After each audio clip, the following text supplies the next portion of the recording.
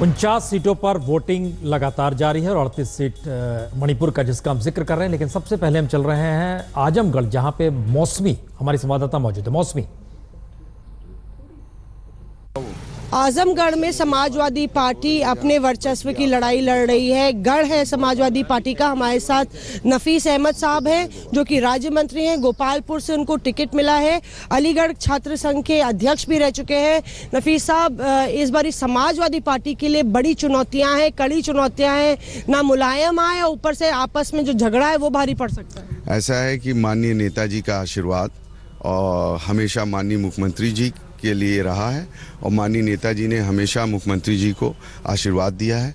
जहां तक सवाल है गढ़ बचाने का, मैं आपको बता दूं कि आज पूरे उत्तर प्रदेश के अंदर हम कहीं भी अपनी विधानसभा में टहल रहे हैं, कोई भी एक इंसान भी नहीं मिला जो सरकार के प्रति कुछ बोले।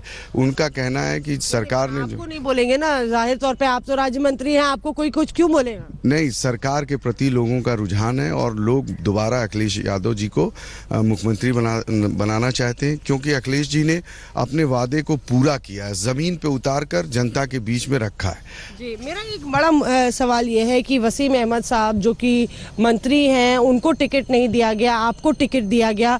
क्या ये अंतरकलह का नतीजा नहीं है? क्योंकि वो शिवपाल के करीबी माने जाते हैं, वो भी नाराज बैठे हैं, तो आपका भी जीतना मुश्किल हो जाएगा। ऐसा है कि वसीम भाई जो है किसी के खेमे के नहीं, समाजवादी पार्टी के नेता हैं और हम सब के नेता हैं और समाजवादी पार्टी की से वो आस्था और प्रेम रखते हैं। उन्होंने मेरा नॉमिनेशन खुद जाके कराया और मेरी सारी मीटिंगों में वो मौजूद रहे और जहाँ जहाँ मुझे ज़रूरत हुई वो उन्होंने आकर मेरी मदद की और पूरी तरीके से वो मुझे चुनाव लड़ा रहे हैं। एक और बड़ा फैक्टर है मुख्तार अंसारी फैक्टर। मुख्तार अंसारी बसपा में चले गए हैं। जिस तरह से उनका प्रभाव रहा है गाजीपुर से लेके मऊ में, कुछ ना कुछ आजमगढ़ में भी आपको लगता है कि मुसलमान जो है नाराज रहेगा जिस तरह से मुख्तार अंसारी को किनारा किया समाजवादी पार्टी? ऐसा है कि जहाँ तक सवाल है मुसलमानों का, तो अब हर वर्ग हर जात के लोग सिर्फ विकास चाहते हैं और विकास वो देख रहे हैं कि अखिलेश यादव के सिवा कोई कर नहीं सकता। मुख्तार अंसारी को किनारा करके सही किया या नहीं किया? एकदम सही किया है।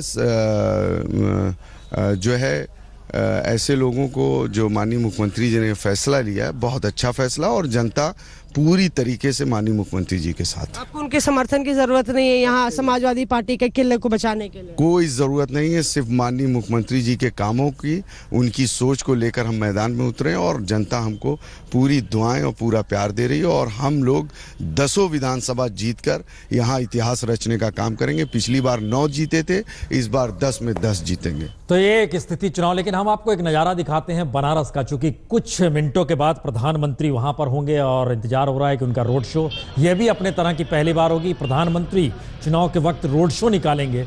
ये आप देख रहे हैं, बीएचयू का दरवाजा देख रहे हैं, काशी हिंदू विश्वविद्यालय, मदन मोहन मालवीय और बहुत सारी चीजें इसके साथ याद आएंगी। लेकिन ये सब स्वागत की तैयारी और वहां पर जिस तरीके से कलरफुल स्थितियां नजर आ रही हैं चुनाव के बीच में, बहुत सारे सवाल, उन सवालों को लेकर अब हम जरा शुरुआत करते हैं। संजय पुगलिया जी, एक लिहाज से कहे तो ये अब आखिरी दौर में आ गए। बहुत कुछ सुना हमने, कब्रिस्तान भी सुना, शमशान भी सुना, गधा भी सुना, कल भ्रष्टाचार को लेकर अशोक चक्रधर की कविता भी सुनी। इस आखिरी हिस्से में प्रधानमंत्री मोदी के निशाने पर कौन होगा? निशाना साफ है कि अब वो ये कह रहे हैं कि हमको सिर्फ ऐसा मत दे दीजिएगा कि हंग असेंबली हो जाए, पूर्ण बहुमत की सरकार चाहिए। इसलिए ये मेरा आखिरी धक्का, आखिरी जोर लग रहा है।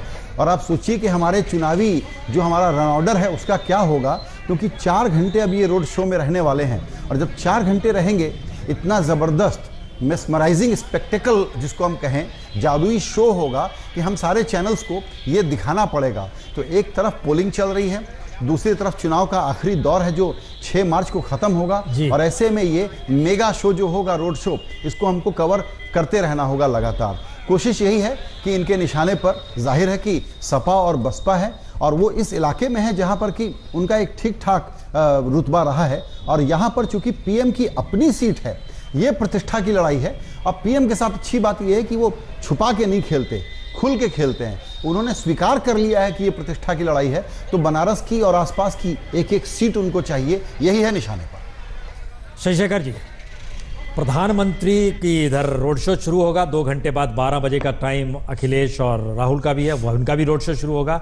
और जिस मिसप्राइजिंग शब्द का इस्तेमाल जिस लहजे में संजय पुगलिया जी कर रहे हैं, ये भारतीय राजनीति के लिए भी ये शब्द फिट बैठ रहा है मौजूद। मैं इस बात को महसूस करता हूँ, एक कहावत है कि चुनाव कोई भी युद्ध जो है दिमाग में लड़ा जाता है, वहीं हारा और जीता जाता है। मैं ये देख रहा हूँ कि अब चुनाव इवेंट हो गए हैं, इसको लोकतंत्र का उत्सव कहा जाता था, लेकिन अब ये राजनीति का उत्सव बन गया है। पब्लिक का स्पेस बाहर हो गया है। आप कहीं भी जाइए, आपको कोई झंडा मिल रहा, आपको कोई लोग प्रदर्शन करते हुए, कोई लोग नारे लगाते हुए नहीं दिखाई पड़ते, कोई लाउड स्पीकर का शोर सुनाई नहीं पड़ता, लेकिन नेताओं की फौज बेइंतहा दिखाई पड़ती है हर तरफ। और ये मुझे भयभीत करती है स्थिति। ये ऐसा लगता है जैसे कि लोगों के दिमाग पर, मैं सिर्फ किसी एक पार्टी की बात नहीं कर रहा, इसमें सब शामिल हो गए हैं। 5 साल लोग चुनाव लड़ते हैं अखबारों में विज्ञापन देकर और टीवी पर विज्ञापन देकर। अगर आप उनका टोटल पैसा निकाल लीजिए तो कई गांवों का कायाकल्प। लोग क्या करें, बनारस का व्यक्ति क्या करे, घर में बैठे तो टीवी पे वही चेहरे, बाहर निकले तो उनका रोड शो। अब क्या करें? नहीं, आज तो बनारस का आदमी कुछ कर ही नहीं सकता आज, क्योंकि आज बाहर निकल ही नहीं पाएगा। मैं बनारस मेरा शहर है, आज मैं देख रहा हूँ कि जहां से शुरू होता है वरुणा और 80 की परिधि से परे जाकर शुरू करेंगे और उस परिधि को अपने कब्जे में ले लेंगे दोनों पार्टी के लोग। और एक और जगह है रामापुरा, जहाँ गिरजाघर का चौराहा है, वहां परसों तक तो ये स्थिति थी कि दोनों आमने सामने आने वाले थे। तो हो सकता है प्रशासन ने बातचीत कर ली हो, टल गया हो।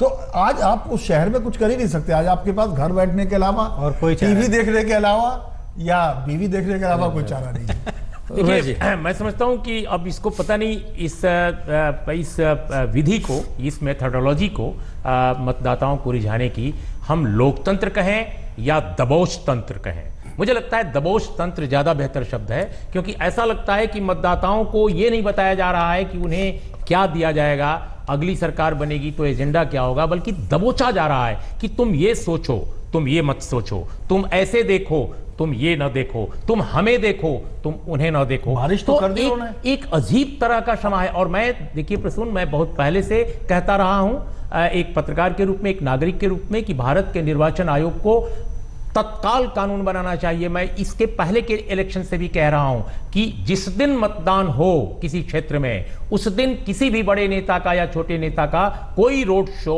कोई भाषण कम से कम टेलीकास्ट ना हो। वो जनता के भी जाकर बोल सकते हैं, लेकिन टेलीकास्ट ना हो। ये मेरा पहले से प्रिंसिपल पोजीशन है। और ये केवल प्रधानमंत्री के लिए नहीं, सभी नेताओं के लिए। बीएचयू का हिस्सा दिखा देते हैं जरा सा। बीएचयू में अभिषेक है। अभिषेक, एक तरफ आज जहां छठे चरण का मतदान चल रहा है, वहीं आज प्रधानमंत्री मोदी बनारस में हैं और रोड शो करेंगे और उनकी रोड शो की तैयारियां हैं।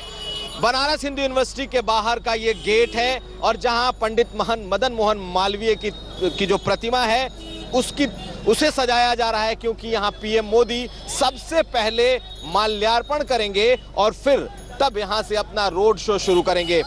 बीएचयू के कैंपस में हेलीपैड पे उतरेंगे, पहले यहां आएंगे और उसके बाद 4 किलोमीटर का उनका ये 4 से 5 किलोमीटर का उनका ये जो रोड शो है वो शुरू होगा। ये पूरा इलाका है जहां जाएंगे प्रधानमंत्री, जिस इलाके से जाएंगे पूरे रास्ते में जो केसरिया और हरे गुब्बारे हैं उसे सजाया जा रहा है। लोगों की तादाद, हुजूम जुटने की पूरी उम्मीद है और जैसा कहा जा रहा है कि प्रधानमंत्री मोदी आज से लेकर अगले 3 दिनों तक लगातार इसी इलाके में रहेंगे और इन इलाकों में अब डू और डाई आने वाली राजनीतिक सिचुएशन है, यानी कि जो इन इलाकों को जीतेगा वही सिरमौर होगा और यही कोशिश प्रधानमंत्री मोदी की भी है। कैमरामैन हरीश कांडपाल के साथ कुमार अभिषेक, वाराणसी, आज तक। गुब्बारे उतारे जा रहे हैं सुरक्षा की दृष्टि से। वहां पर पुलिसकर्मी जो है गुब्बारे उतार रहे हैं। जो झंडे बैनर हैं जो लगाए गए हैं उनको भी वहां पर उतारा जा रहा है सुरक्षा की दृष्टि से। लौटते हैं ब्रेक के बाद। जो जानकारी आ रही है उसमें वोटिंग की रफ्तार बेहद तेज है। हम आपको दिखलाते चलते हैं कि कहां कहां कितनी वोटिंग हुई है। आजमगढ़ में 9 बजे तक 11% मतदान हुआ है। देवरिया में 10.7% मतदान हुआ है सुबह 9 बजे तक।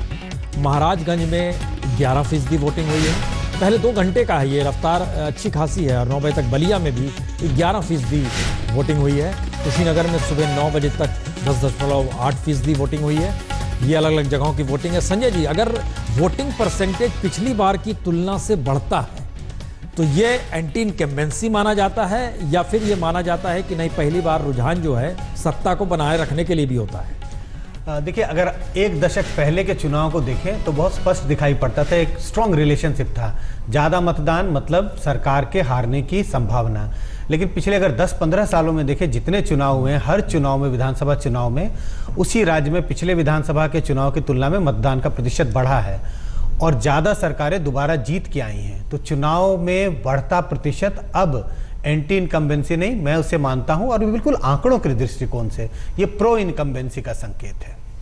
संजय पुगलिया जी, आपने कहा था हंग असेंबली ना होने दें, प्रधानमंत्री इसका जिक्र करेंगे, लेकिन हमारा सवाल जा रहा था, कोई आज ऐसा, चूंकि हर कोई बनारस में है, कोई ऐसा शब्द क्वाइन तो नहीं होगा जिसमें लगेगा कि लोकतंत्र के खतरा हो गया है?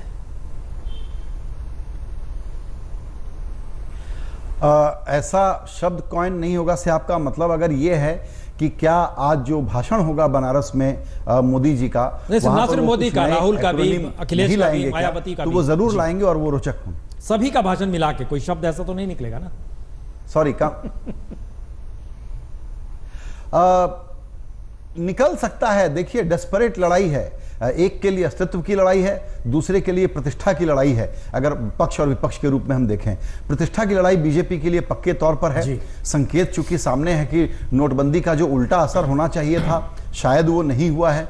हो सकता है परिवर्तन के नाम पर उसका वो फायदा उठाना चाहें। और जैसा मैं बार बार कह रहा हूं कि लड़ाई इसी तरीके से होनी चाहिए कि जब लड़ रहे हैं तो एक एक सीट के लिए जी जान लगा करके लड़ रहे हैं। विपक्ष को भी ऐसे ही लड़ना चाहिए।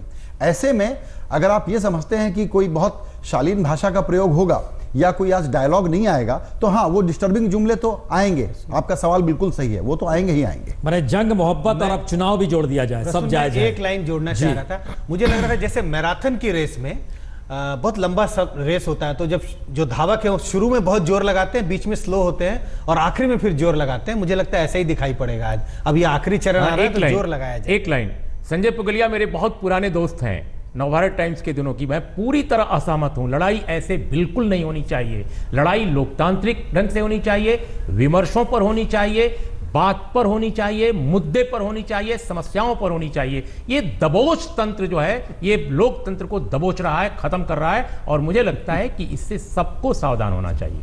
लड़ो तो ऐसे लड़ो कि फिर बाद में कोई गिला शिकवा ना हो। गले भी मिलो। नेहरू, पंडित नेहरू के जमाने में प्रधानमंत्री मोदी बनारस पहुंच चुके हैं और चंद मिनटों के बाद आप स्क्रीन पर देखेंगे वो पहुंचेंगे BHU। हम ब्रेक के बाद तुरंत लौटेंगे।